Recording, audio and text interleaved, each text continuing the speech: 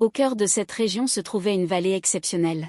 Protégée par les collines, traversée par des eaux généreuses, elle offrait tout ce dont un peuple pouvait rêver. Ici, la terre était fertile.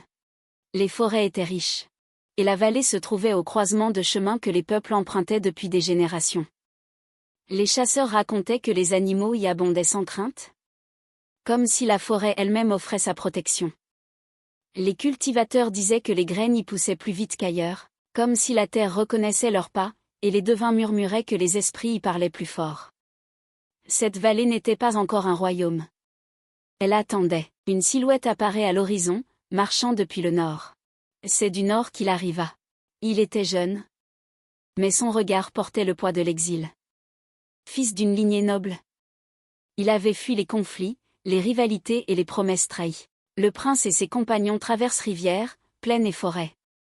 Son nom n'était pas encore gravé dans l'histoire, mais son destin, lui, était déjà en marche.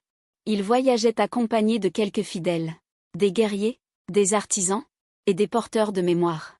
Ensemble, ils traversèrent des rivières dangereuses, affrontèrent la faim, et marchèrent malgré la peur. Une nuit, le prince fit un rêve. Un buffle puissant se tenait sur une colline, frappant le sol de ses sabots.